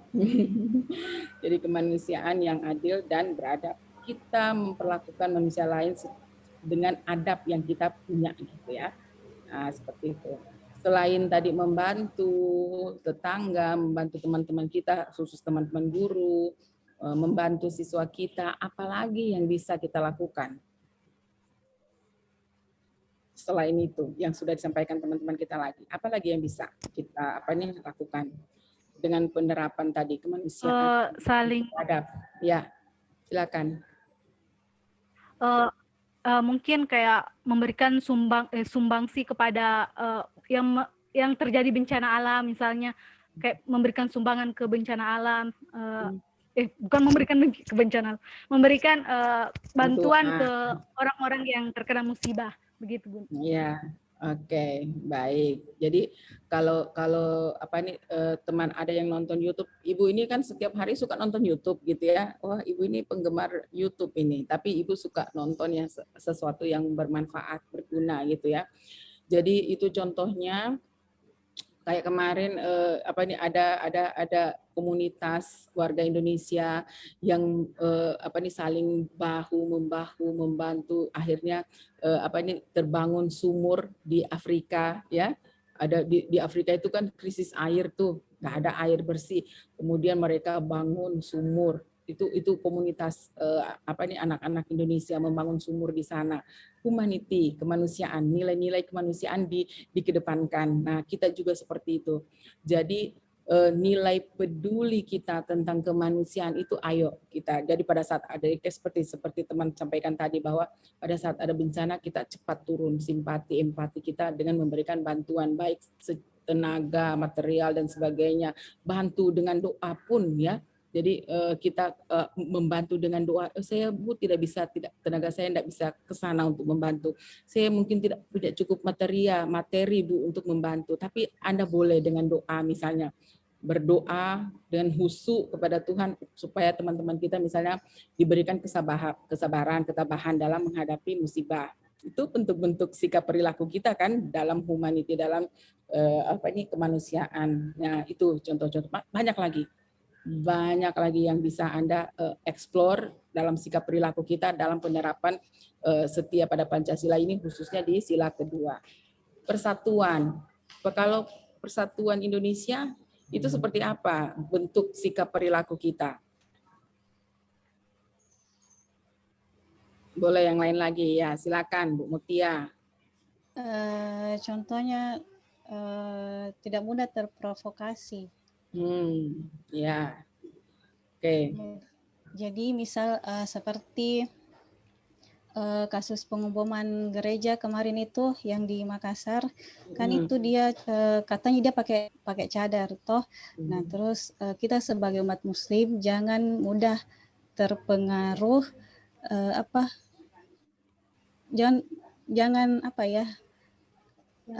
jangan mudah terpengaruh dengan berita-berita yang ada sebelum kita mengeceknya dengan lebih jelas dan lebih teliti lagi, seperti itu. Baik, iya. Jadi ada peristiwa pengeboman. Jadi kita tidak melihat bahwa itu adalah ulah agama gitu kan, tapi kita melihatnya itu ulah oknum kan gitu. Kita lihatnya oknum karena teroris itu bukan basic on religi kita, agama. Kalau kita lihat di New Zealand kemarin kan juga ada orang non-muslim yang dia masuk ke masjid, ditembaki semua orang yang lagi di dalam masjid, itu teroris. Kalau seperti itu, wah kita bisa saling membenci nih, Nasrani benci Muslim, Muslim benci Nasrani kayak gitu. Nah, jadi itulah yang kita harus terapkan dalam diri dulu nih. Ini Muslim ini coba lihat itu yang pakai cadar lagi, yang yang tembaki orang gitu kan, yang membuat orang terluka, orang mati dan sebagainya, meninggal dan sebagainya. Nah itu teroris ya. Jadi kalau teroris itu tidak lagi mengatasnamakan agama, karena buktinya di kemarin itu ada kan nonton beritanya ya yang di New Zealand itu berapa orang yang meninggal, hampir 50 orang kan yang lagi di dalam masjid, dia masuk tiba-tiba dengan senapan langsung ditembaki semua orang dalam masjid. Nah, itu berduka waktu itu di New Zealand itu. Jadi rasis ya. Jadi itu rasis itu membuat itu terpecah belah kita. Maka teman-teman, khususnya teman-teman ini yang mau masuk di dunia PNS, ayo kita saling mengingatkan ya. Kebencian itu kita hilangkan. Jadi kita hilangkan rasa benci itu, yang ada adalah kita bersatu. Jadi kita bersatu bersama-sama melawan teroris kan gitu. Jadi terorisnya yang kita lawan sama-sama seperti itu. Jadi itu contoh-contoh bentuk penerapan nilai persatuan. Ada lagi selain itu? Ada Bu, saya Bu. Pak MP dulu ya. Baik, untuk yang poin ketiga tentang Indonesia, saya mungkin pribadi sendiri Bu bangga menggunakan bahasa Indonesia. Itu berhubungan dengan Sumpah Pemuda. Jadi bahasa Indonesia itu merupakan pemersatu kita dari Sabang sampai Merauke. Terima kasih. Betul sekali Pak. Jadi bahasa Indonesia adalah bahasa pemersatu. Karena kita punya bahasa daerah masing-masing kan, orang Toraja pakai bahasa Toraja, orang Selayar pakai bahasa Selayar, ya kan di komunitasnya dia pakai bahasanya. Tapi untuk mempersatu kita pakai bahasa Indonesia. Karena itulah yang menghubungkan kita dengan orang-orang lain di sekitar kita, ya, sehingga kita berkomunikasi. Makanya dia bahasa pemersatu. Kalau dunia bahasa pemersatunya adalah bahasa Inggris, ya kan? Jadi kalau kita mau keluar negeri, ya harus tahu bahasa Inggris karena itu bahasa pemersatu. Istilahnya kita bisa berkomunikasi ya dengan bagian dunia lain di dunia ini dengan bahasa Inggris. Jadi kalau bahasa Inggris itu bahasa universal, bahasa pemersatu dunia. Kalau bahasa Indonesia pemersatu di bangsa kita, di negara Indonesia, kayak gitu ya. Makanya kita guru-guru disuruh mengajar bahasa Indonesia. untuk murid-murid kan, supaya dia bisa berkomunikasi antara satu kampung dengan kampung lain, berkomunikasi antara kabupaten satu dengan kabupaten lain, berkomunikasi dari satu provinsi dengan provinsi lain. Coba bayangkan kalau tidak diajarkan itu bahasa Indonesia, bagaimana orang Papua ketemu orang Padang? Ai, onde mande, gimana kita mau bicara nih? Nggak tahu. Misalnya orang Toraja ketemu sama orang Kaili, ai, baru dia tanya, "Takorium baiko?" Dakorium baiko? Hah?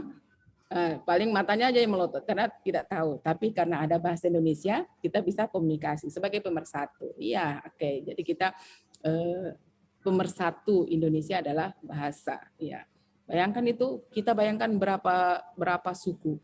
Lebih 700 kan? Lebih 700 ya. Benar enggak kata Ibu ini? Lebih 700 ya. Nah, itu dengan bahasa yang berbeda-beda. Nah, pemersatunya lah bahasa Indonesia. Kayak gitu. Ada contoh lain?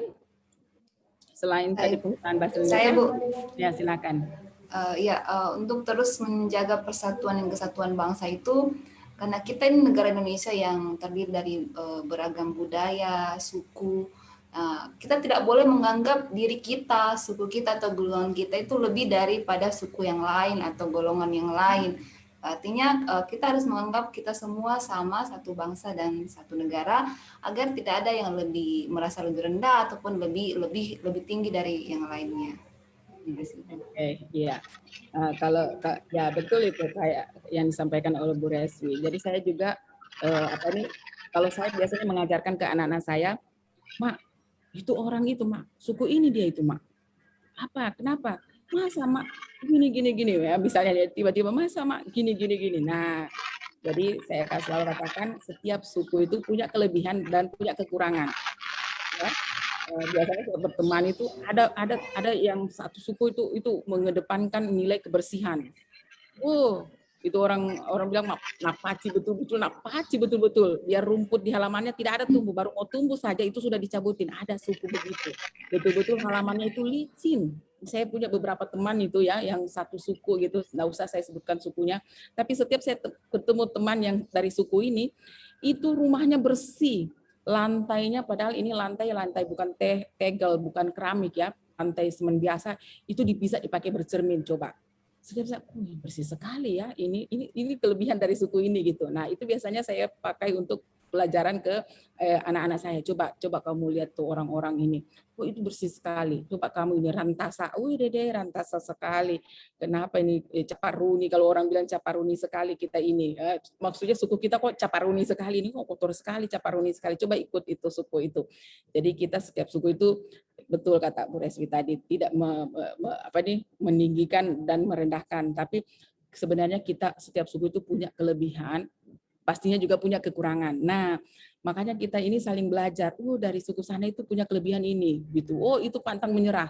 Misalnya suku yang pantang menyerah, itu ayo kita belajar dari suku mereka. Kita ambil yang positifnya, kita tinggalkan yang negatifnya, dan kita tetap mempertahankan suku kita, gitu ya, ras kita. Tapi yang lemah-lemahnya kita mulai perbaiki, ikuti suku. Jadi itulah yang namanya pembauran, gitu ya. Coba Anda lihat suku Jawa kawin dengan suku Bugis, jadinya seperti apa gitu ya. Orang Toraja kawin dengan orang Cina, jadinya seperti apa gitu ya. Jadi kalau kita ini, karena Indonesia ini makin erat ya, karena kita ada perkawinan antar suku ras, ya kan? Jadi kalau di sana kita sudah ada, istilahnya sudah ada pembauran antar suku ya.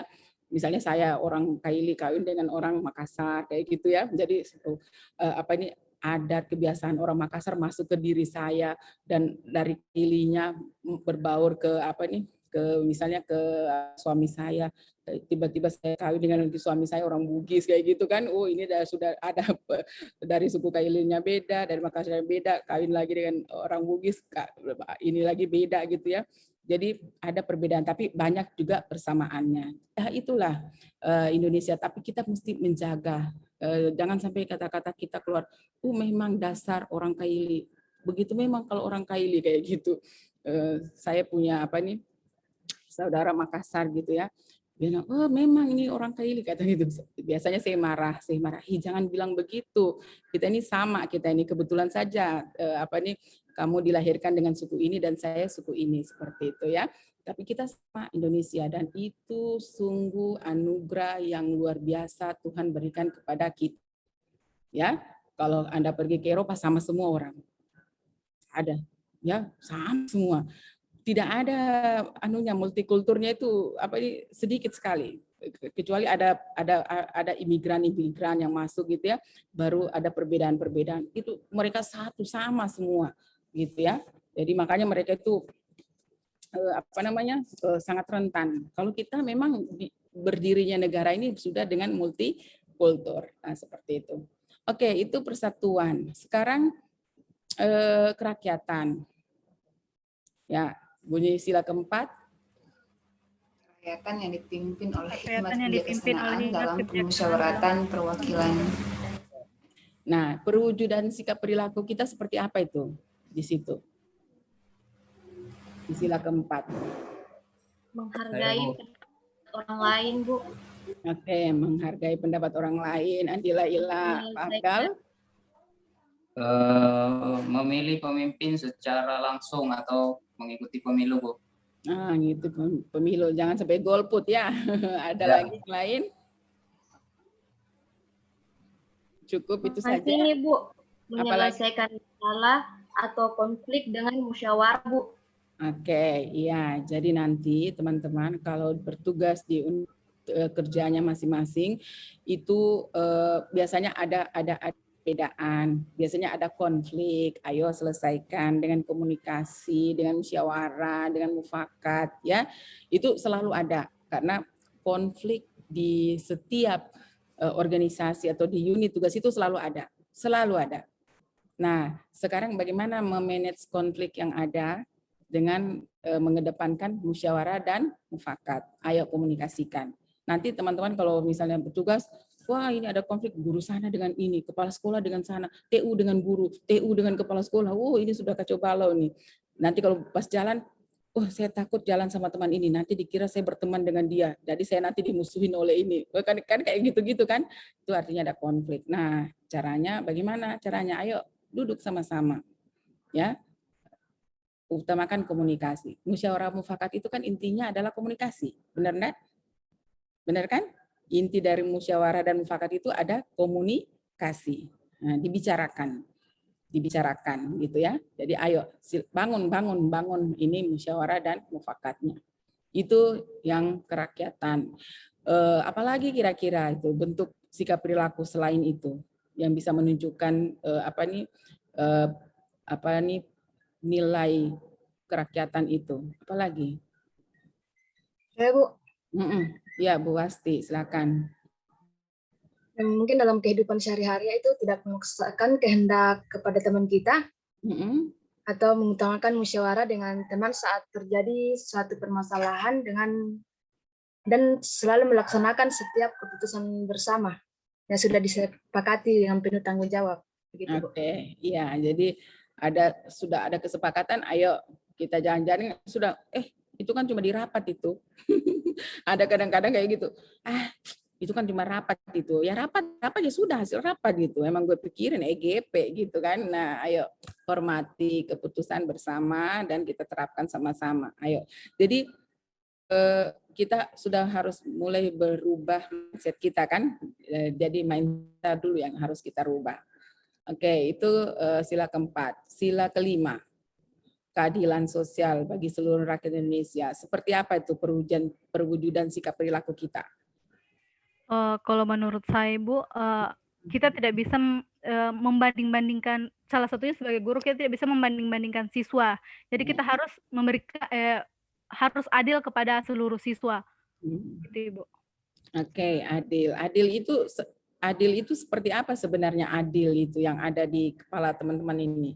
Adil itu, jadi misalnya Anda guru, bersikap adil kepada siswa itu seperti apa kira-kira? Kalau menurut saya itu, Bu, misalnya ada siswa yang kita memberikan penjelasan kepada siswa, jangan bilang dia ini terlalu pintar, jadi kita kesampingkan dia. sedangkan yang kita utamakan yang kurang paham dengan materinya.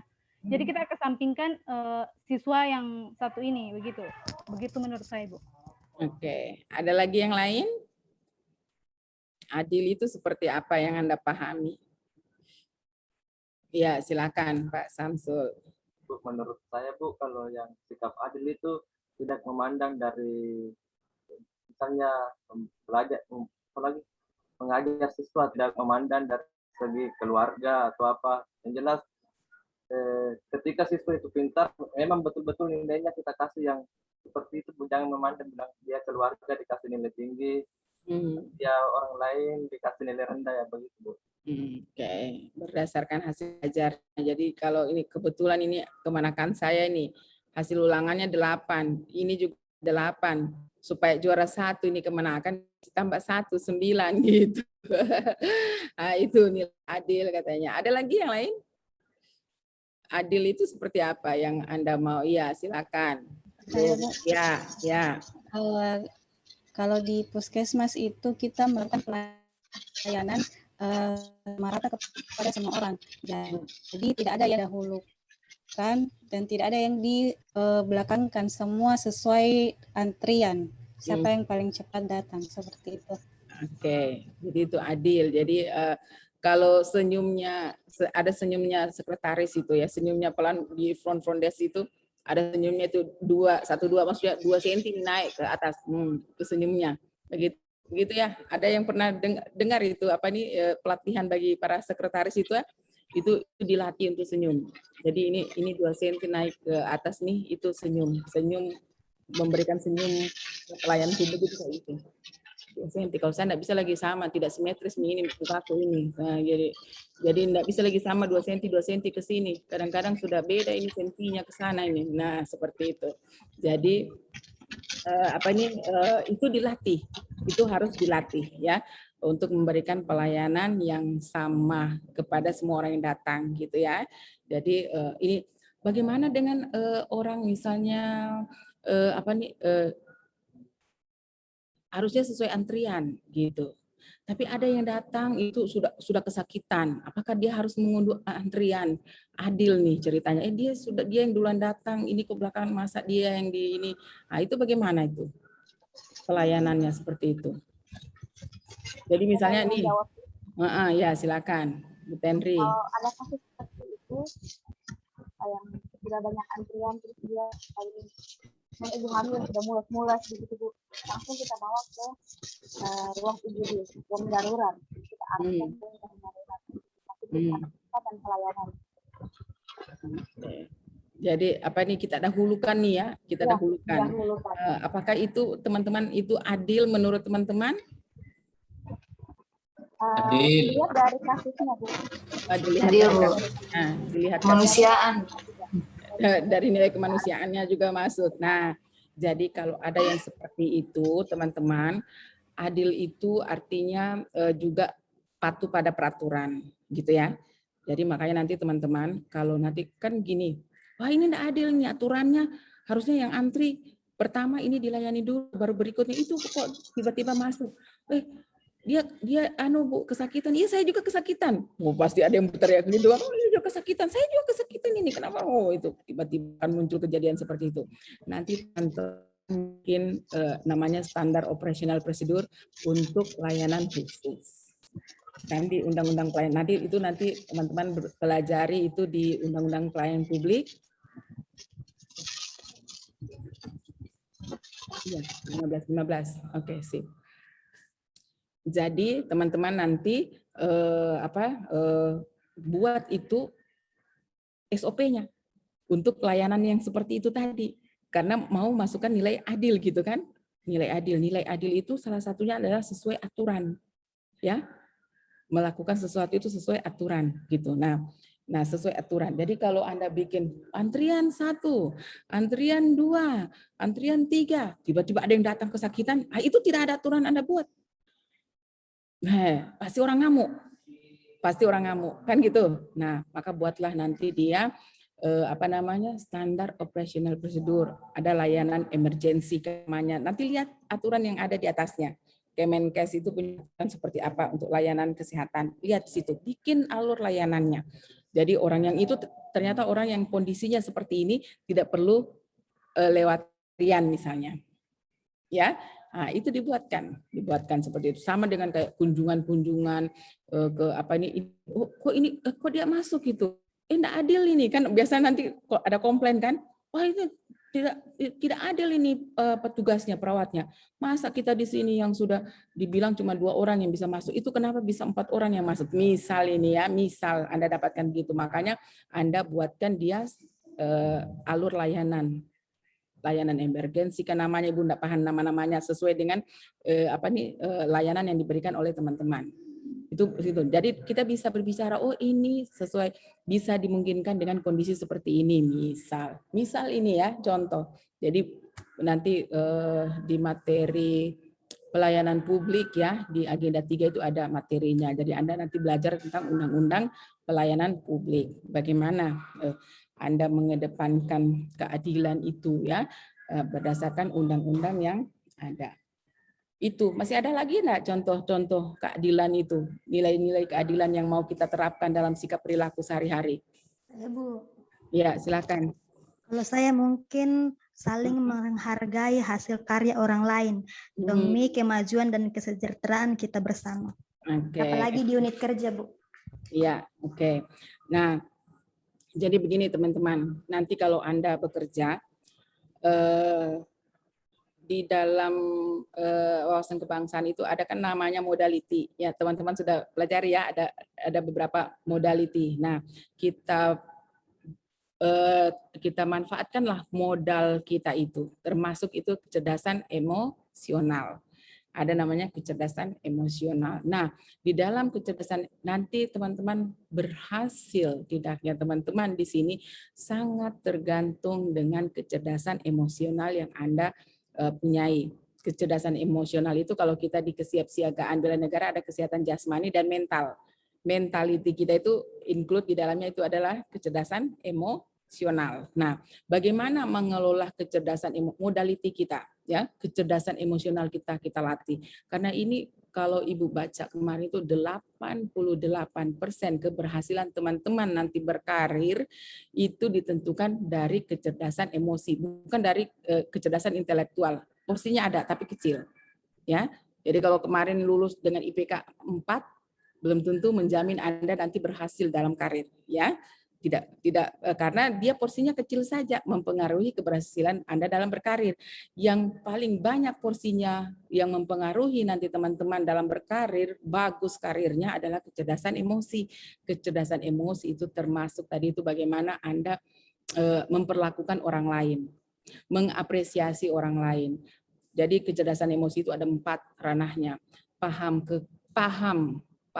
kelebihan dan kekurangan diri. Jadi saya tendri, saya punya kelebihan A, B, C, D. Saya punya kekurangan E, F, G, H kayak gitu, ya. Sadar diri. Saya sadar diri itu kecerdasan emosi. Saya sadar diri, ini kelebihan saya, ini kekurangan saya. Nah, kelebihan dan kekurangan yang kita punyai itu kita manage. Kelebihan itu kita munculkan ke atas, jadikan brand diri, personal branding, ya. Jadi misalnya saya ini punya kelebihan, saya ini nilai yang lebih di saya itu adalah nilai disiplin, maka saya brandinglah diri saya. Oh, Tendri itu orang yang sangat disiplin gitu ya. Oke, itu branding saya gitu.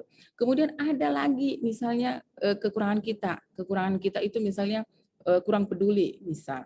Oh, ini kekurangan kita itu kita manage. Jadi self management namanya. Jadi memanage kelebihan yang kita punya dimunculkan ke atas jadi branding, personal branding, merek diri kita. Kemudian kekurangan tadi itu kita manage sehingga kekurangan itu tidak terlihat. Ya, kita minimize, kita minimalkan. Oh, saya tukang marah. Apa yang harus saya lakukan kalau saya marah? Kalau saya suka marah, ini tekniknya saya untuk meminimalis itu saya cepat-cepat ambil air wudhu. Karena pada saat ambil air wudhu itu tensi saya tadi yang 200 itu bisa turun jadi 150, bisa turun lagi karena kena air ya, tensi turun gitu. Jadi di manage itu kekurangan sehingga dia turun minimal. Kita punya kelebihan di manage sehingga dia naik-naik. sehingga itu terlihat jadi potensi diri kita kayak gitu ya. Nah, itu manage yourself, itu manajemen diri namanya. Kemudian kecerdasan emosi lagi, kenal orang lain. Nah, jadi kayak Bu Riana tadi katakan, kita harus bisa mengapresiasi hasil karya orang lain. Nah, itu artinya ada namanya social awareness, kesadaran sosial, gitu ya. Jadi kesadaran akan orang lain. Jadi misalnya nanti ketemu di sekolah, tiba-tiba muncul kepala sekolah, hai, kepala sekolah ini dia apa? Yang dia tahu cuma minta guru kerjakan ini, kerjakan ini, kerjakan ini. Padahal ini DP tugas. Oh, subakala ini guru di ruang guru. Mana Jo yang kerja itu tugasnya kepala sekolah. Ini bukan trompet tugas ini, bukan trompet tugas. Trompet tugas ini bikin ini, bikin ini, bikin ini. Itu tugasnya kepala sekolah itu. Kenapa kita yang disuruh-suruh ini kayak gitu. Nah, ya, itu berarti Anda kalau seperti itu bahasanya itu masih kecerdasan emosinya masih di level bawah rendah. Ya, masih di level bawah rendah. Kalau orang yang punya kecerdasan emosional tinggi, dia akan katakan begini pada dirinya. Alhamdulillah ini kepala sekolah, itu tugas-tugasnya dia berikan ke saya. Ini kalau besok-besok saya ditunjuk jadi kepala sekolah, saya sosial ini. Semua apa pekerjaannya kepala sekolah? Nggak tahu, saya ini sosial jadi kepala sekolah ini. Nggak ada semua pekerjaan kepala sekolah saya sudah kuasai. Kalau Anda berpikiran gitu, itu ada namanya develop others. Itu di manajemen relationship itu ya. Jadi kenal dulu orang lain, kepala sekolah ini. Siapa tahu ini kepala sekolah dia sengaja memerintahkan kita karena dia mau pindah mungkin. Dan dia percayakan pekerjaan itu ke kita. Kerjakan. Itu sebenarnya dia develop. Membangun orang lain. Gitu. Ya, kalau Anda sadari itu, oh ternyata dia develop orang lain. Jadi waktu itu seperti itu. Jadi saya itu selalu ini kepala sekolah ambil pikiran positifnya, gitu ya. Karena gini, manusia ini teman-teman didominasi oleh pikiran negatif. Jadi 80% ini pikiran ini didominasi oleh pikiran negatif. Itu hasil penelitian, bukan Ibu pernah baca bukunya itu ya.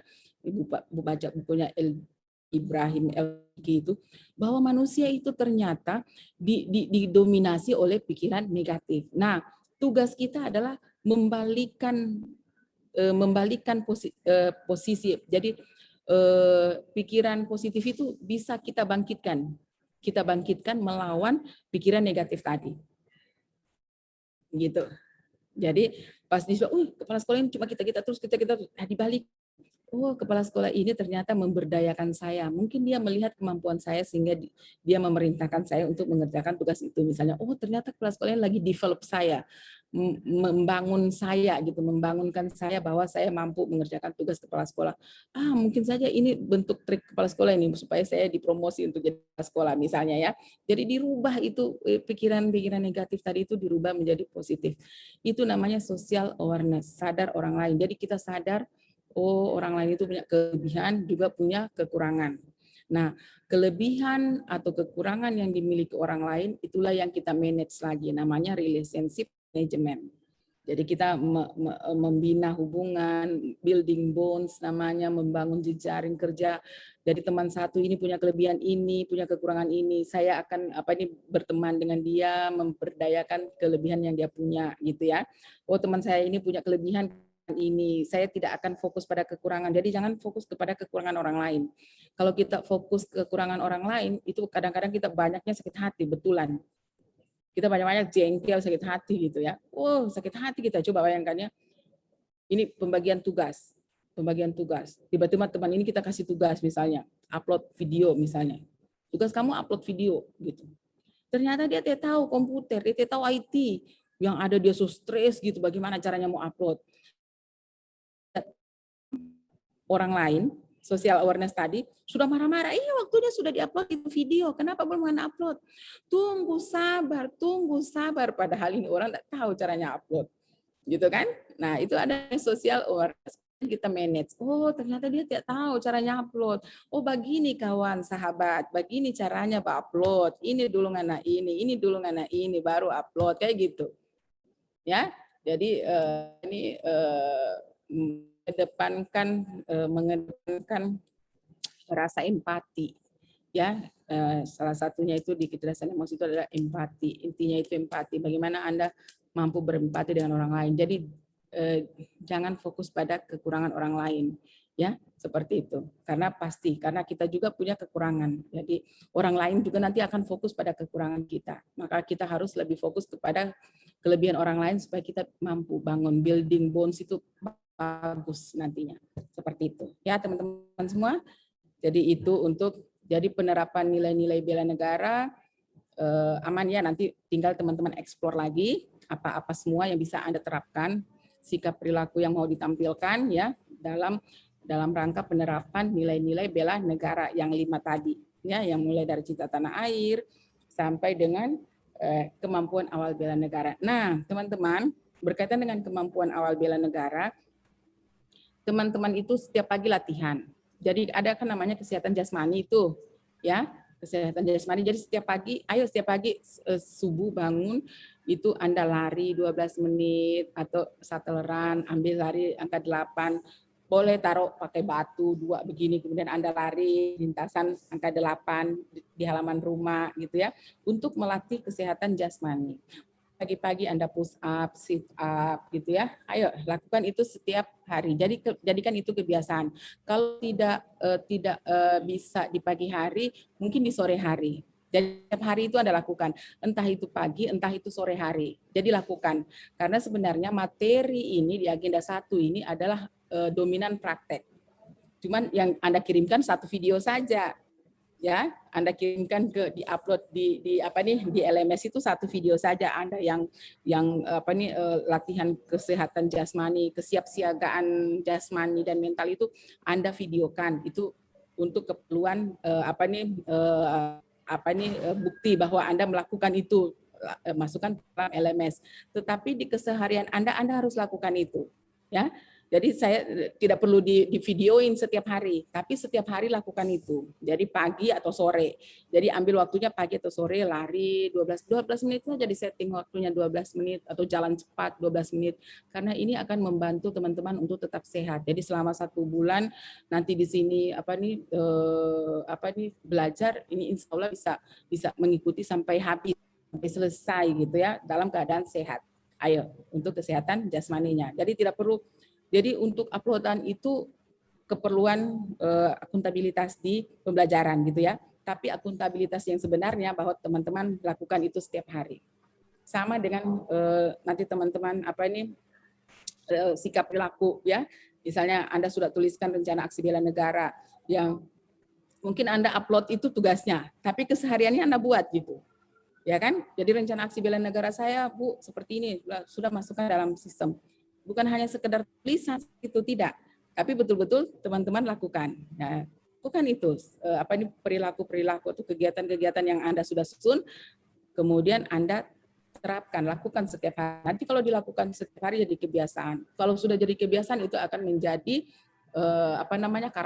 karakter kita hidup bersih ya. Oh, siapa itu Pak Samsul? Oh, Pak Samsul itu pembersih DP orang. Dia itu DP baju itu necis.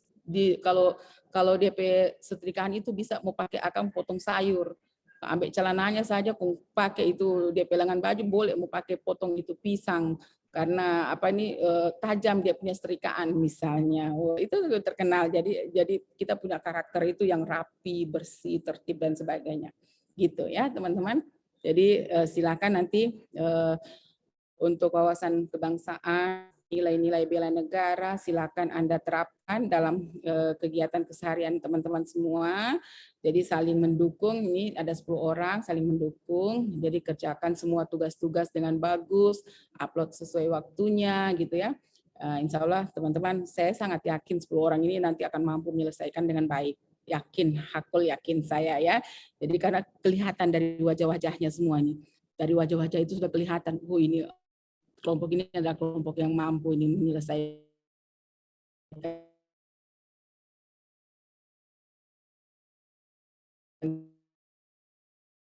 itu untuk besok kan kita masih ketemu itu jam 10 sampai jam 12.15. Nah, tugasnya apa itu? Di asinkronusnya tugas Anda apa di situ yang Ibu upload? Ibu enggak hafal tugas-tugas karena angkatan itu beda-beda Ibu bikin. Ada yang sama, ada yang beda. Tugasnya apa? Yang rencana bela negara, rencana aksi bela negara. rencana aksi bela negara. Oke, apalagi tugasnya? Buat yel-yel. Buat yel-yel. Oke, itu yang tugas yang hari ini ya. Buat yel-yel ya. Iya. Nah, yel-yel dengan foto ya. Jadi membuat foto ya. Foto image sendiri ya. Nah, dengan fotonya. Oke, besok itu kita ketemu jam apa nih? Jam 10. Nanti bisa ditampilkan ya foto-foto yang sudah Bapak Ibu bikin ya. Kemudian makna dari quotes-nya apa? Ya, bisa nanti ditampilkan ya satu-satu besok. Bisa ya? Nah, oke. Bu, itu fotonya sudah bisa disubmit, Bu. Fotonya sudah bisa disubmit. Bisa di apa? Saya dengar. Sudah bisa diupload, Ibu. Oh, di apa ini? Boleh coba buka sistemnya. Kalau sudah terbuka, upload saja, ya. Kalau kapan terakhir penguploadan, Ibu? Pokoknya setiap hari tugas, setiap hari itu juga, gitu. Jadi tidak berarti terakhir jam 12 malam. Iya, jadi tidak boleh dia melewati itu. Terganggu teman-teman dengan ikutnya dengan tugas yang lain lagi, gitu ya. Manage your job. Nah, belum saya cerita lagi nih, Ibu ini suka bercerita ini. Ibu ini kalau ngajar ini storytelling terus, Ibu ini. Ibu suka sekali pembelajaran itu dengan metode storytelling. Jadi Ibu banyak bercerita pengalaman. Jadi karena gini, Ibu berpikirnya seperti ini. Teman-teman kan sudah baca modul, sudah tahu apa semua isinya, gitu, sudah paham, sudah mampu menjelaskan. Tinggal saya punya kerja itu bagaimana teman-teman itu mampu menerapkan. Nah, menerapkannya itu saya banyak, seperti ini ternyata Ibu Aspina menerapkan nilai itu, seperti ini. Jadi setidaknya saya berpikir kemungkinan bisa menginspirasi teman-teman ya di dalam menerapkan nilai-nilai Belara.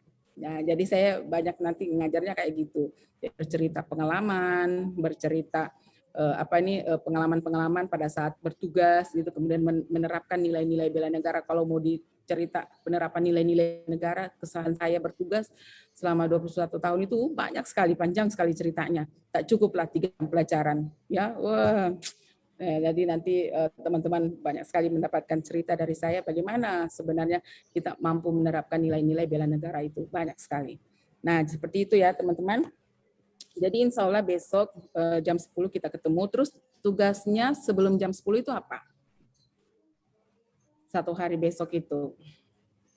Kan ada jam 10 kita, tentu Anda masuk lagi 7.30. Nah sebelum jam 10 itu apa tugas yang Ibu berikan di situ? Di hari hanya ada materi, Ibu. Oh, hanya materi saja. Tidak ada asinkronus. Ada 2 materi. Tidak ada sinkronus ya. Hari Sabtu itu ada sinkronus, ada asinkronus gitu. Asinkronus itu artinya ada penugasan yang Ibu berikan, penugasan kelompok atau individu.